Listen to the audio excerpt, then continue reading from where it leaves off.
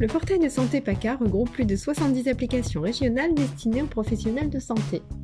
On y trouve des outils dédiés à la gestion des épisodes de tension, comme la déclaration de plan HET et la gestion des liens à travers le module des capacités disponibles.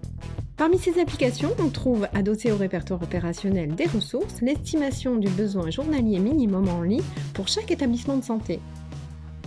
Le BJML constitue un outil d'aide au dimensionnement du besoin en lit pour les services d'urgence et donc un outil de prévention des épisodes de tension.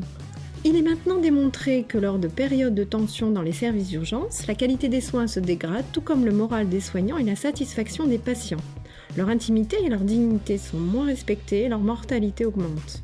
Il est actuellement reconnu que la saturation de l'aval des urgences est un déterminant majeur de la tension aux services d'urgence et qu'ainsi le manque de lits d'aval est un facteur clé. La tension au service d'urgence est reconnue comme une problématique commune à l'ensemble de l'établissement de santé et plus globalement, bien sûr, à l'ensemble de l'organisation des soins non programmés. Les établissements de santé ont bien sûr déjà mis en place des procédures pour fluidifier l'aval des urgences et ainsi prévenir et répondre aux épisodes de tension. Les bed managers, les réunions de points de lit, les salons de sortie dans les services d'hospitalisation en sont des exemples. Des démarches visant à anticiper le besoin en lit selon l'activité prévisible peuvent être initiées. Le BJML se positionne dans cet esprit d'anticipation des besoins et propose des données chiffrées. La circulaire ministérielle du 7 novembre 2019 invite les établissements de santé à utiliser le BJML. Mais d'abord, le BJML c'est quoi ? Il s'agit d'un outil de dimensionnement du besoin en lit pour les urgences et ainsi de fluidification de l'aval des urgences. L'estimation du BJML se fait en 2 étapes, une étape quantitative puis une étape qualitative lors de laquelle les établissements de santé peuvent, si besoin, réajuster les chiffres selon des considérations locales. Étape quantitative. Les tableaux sont calculés à partir de l'historique des données via les résumés de passage aux urgences de chaque établissement. On calcule ainsi pour chaque semaine de l'année le nombre journalier d'hospitalisation, dont les UHCD, et de transferts. La valeur du BJML correspond au 25e percentile du nombre d'hospitalisations.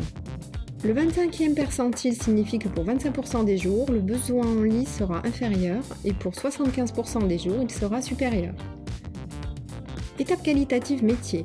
Si vous souhaitez réajuster les données de votre établissement selon des considérations locales, peut-être parce que vous voulez affiner les prédictions en fonction du jour de la semaine, c'est l'objet de cette étape métier. Pour cela sera fournie à chaque établissement la variation par rapport à la moyenne du besoin en lit selon le jour de la semaine. Un support vous sera transmis pour réaliser cette pondération. Bien sûr, vous pouvez également juger qu'aucune modification n'est nécessaire. Pour consulter le BJML de votre établissement, il vous suffit de vous orienter vers le portail de santé. Vous pouvez également le retrouver chaque matin sur le rapport hôpital en tension transmis par mail par Yes.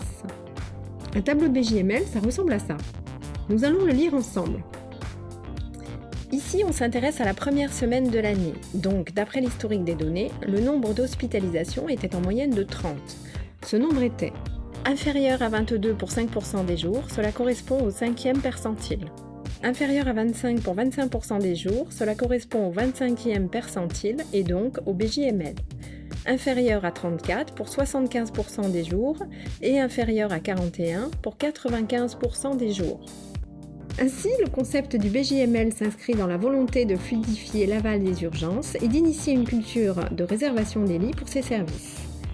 Si son déploiement est maintenant inscrit dans la circulaire ministérielle, il s'agit d'un outil devant s'intégrer dans une réflexion globale sur la fluidification de l'aval des urgences en intégrant les actions déjà engagées par les établissements de santé.